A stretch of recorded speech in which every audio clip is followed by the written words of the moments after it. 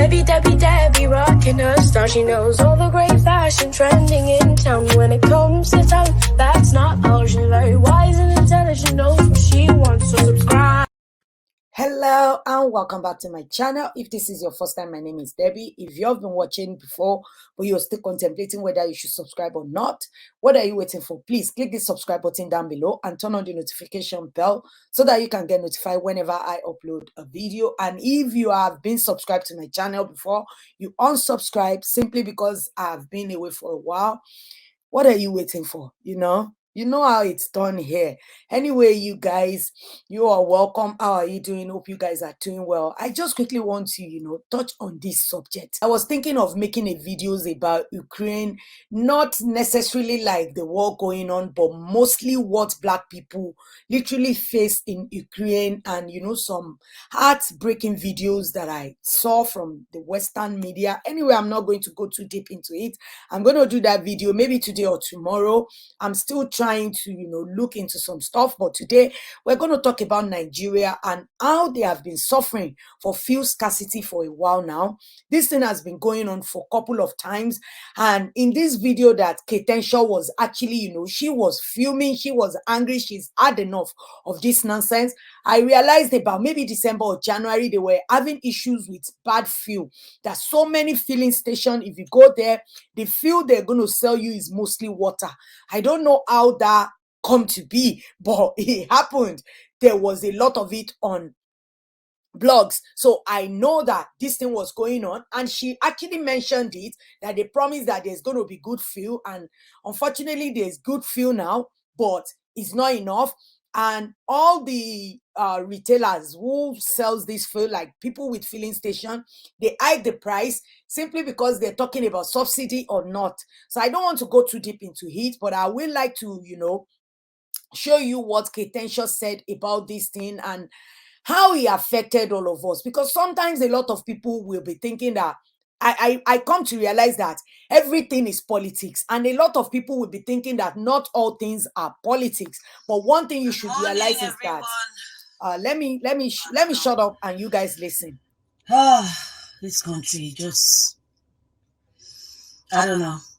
I think at this stage we should all take charge of what we want this country to be.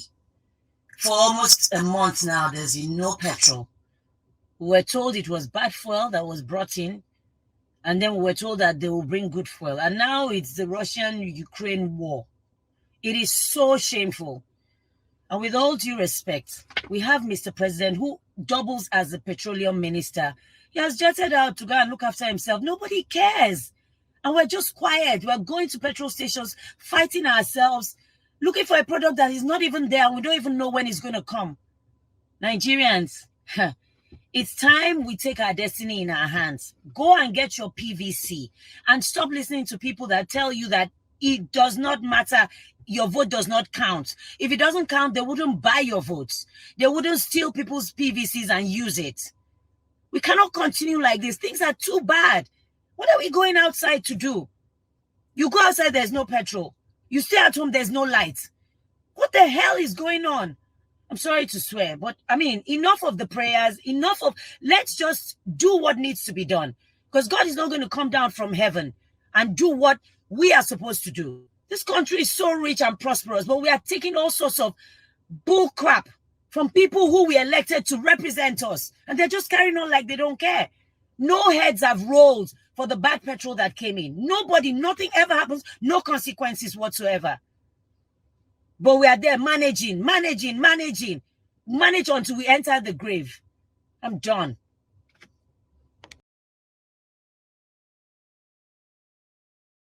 So you guys, I just quickly want to play that.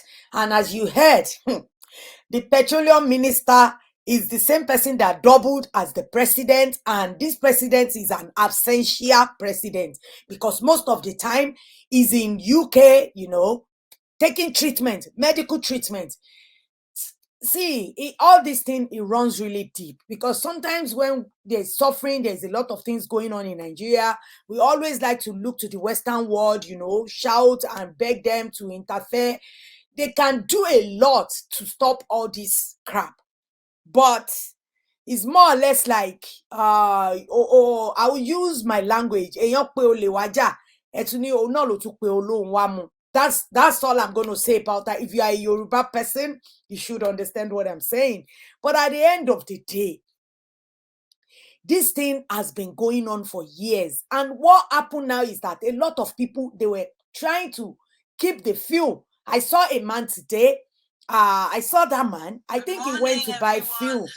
He went to buy fuel at the filling station. He said he's been there since like 5 a.m., I guess. And this man literally bought a whole lot inside his car. And it was like loads of jerry cans. And this man, he meant to keep all of this thing in his house. This thing is dangerous. There could be fire. Anything can happen. I've seen it happen several times. I can tell you, there was a fuel scarcity that I know that so many people have lost their lives simply because they are trying to hoard the fuel, thinking that, oh, we don't know when it's going to end. I've never done that. I always advise people, even if there is no fuel, just take the little you know you can use and don't stock any fuel near fire. Even if you put it outside, you don't know who is, setting up fire on all that. So it's very, very dangerous. But with the government, it's not that we have a president that will always travel abroad to look for treatment. Is another issue that this president doesn't even say anything. Whenever there's a lot going on and people are crying, shouting that what is going on, he will never say anything. And another one is coming, another absentee president is on his way in now. And in the person of Bola Tinubu, I don't understand. How can his children, his grandchildren be encouraging this man? I don't know what he has. I'm not going to say, but I will just say this man is not okay. Like there's something going on with his health. I get it. That is how politics works all over the world. Is an ambition for him. It's something he wanted, and I believe he wants to get it. Even if he's going to be that president for absentee president, it doesn't mind. After all, we were able to cope with Buhari. Isn't he absentee president? He's always going abroad for medical treatment. How do you want to have a good hospital in Nigeria when every time these people got sick, they travel abroad? The other day, I was looking at when NANS president, National Association of whatever, the students, the lecturers has been on strike for a while. This student came to meet the education minister.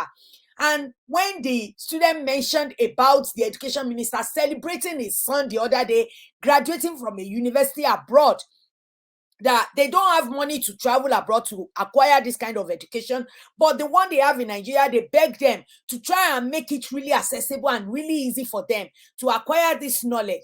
This minister got really angry and got up. These people are hypocrites. That's who they are. Buhari, you have issue in your country. People are suffering, queuing for fuel. I know there is going to be a lot of fire outbreaks due to all of this, but all he can do is look for medical attention. Why did he try to get into this presidential seat? How can we be voting? Bola Tinubu, the other day, I was watching a video whereby he was speaking. He's calling himself a youth, and you can see his hand really shaking. His hand is shaking. I don't know whether he has Parkinson or something that could be making his hand shake. He tries to control it, but he couldn't control it. You can really see that video is on the internet.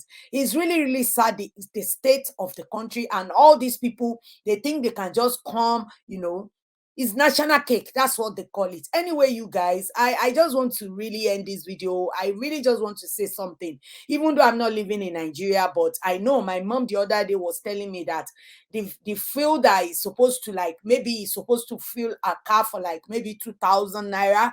He paid about 15,000 or something. It's gone up like over 100% up.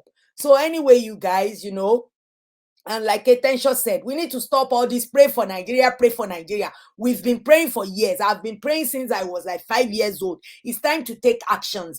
Speak to your mother at home. Speak to your parents. All your mothers that didn't have the opportunity to go to school due to all these bad governance. Speak to them. Let them understand. Tell them not to sell their votes. Their votes are important. Tell them to invest in your future. That's the only way to get it. The grassroots, speak to your parents that sells in the market. Tell them to speak to their friends as well. Enlighten them about things that are going on in that country. Anyway, you guys, I just want to end this here. I want to hear your opinion. opinion about this as well. Is it even proper for a president to double as the petroleum minister?